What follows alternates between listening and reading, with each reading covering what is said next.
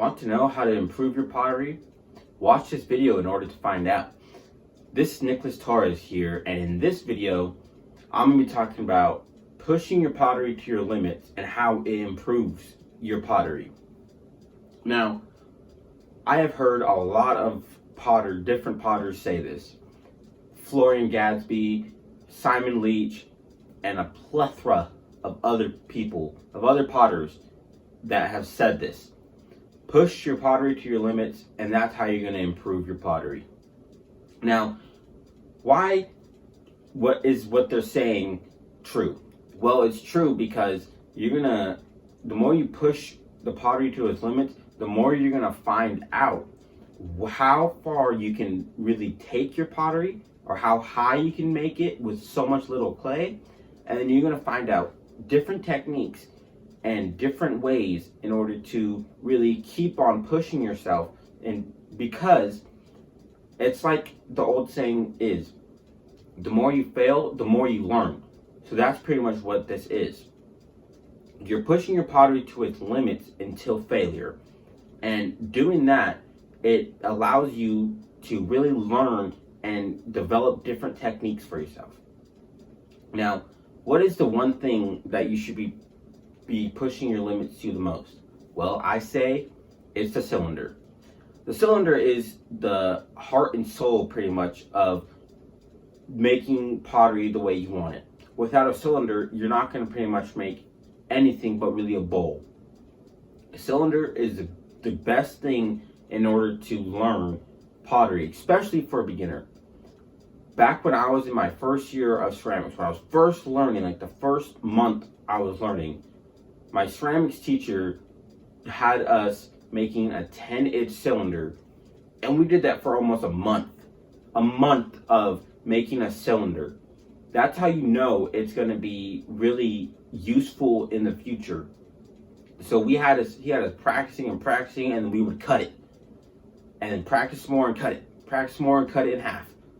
And when you cut it in half, you can see what else is going on in there if you're doing it right.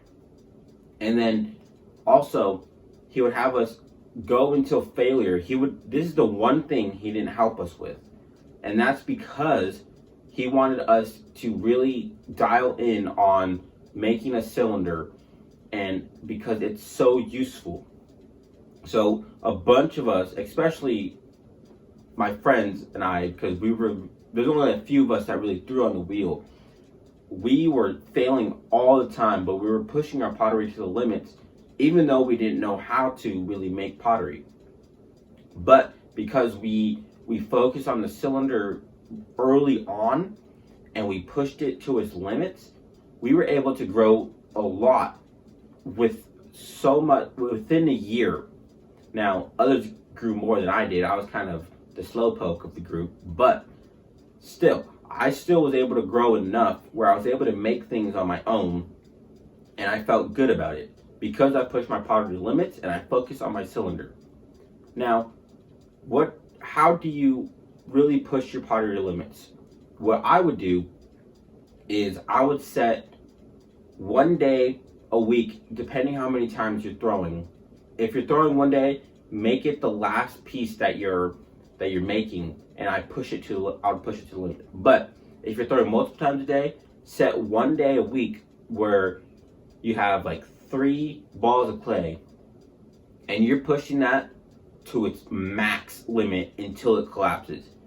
And that's gonna help you a lot, because especially as you grow more, it's gonna become a lot harder in order to make that thing collapse, because you're gonna know the better techniques in order to pull up your cylinder, and everything else you're going to be doing right. So it's going to be a lot harder in order to push yourself to limits.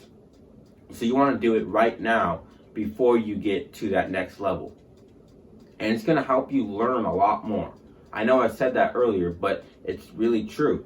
It's going to help you learn so much, and you're going to learn a lot more from pushing your pottery to the limits than if you were just making a bunch of pottery and never failing. So please push your pottery to limits, learn to fail, and I hope you enjoyed this video. If you like this video, comment below, and subscribe and hit that notification button.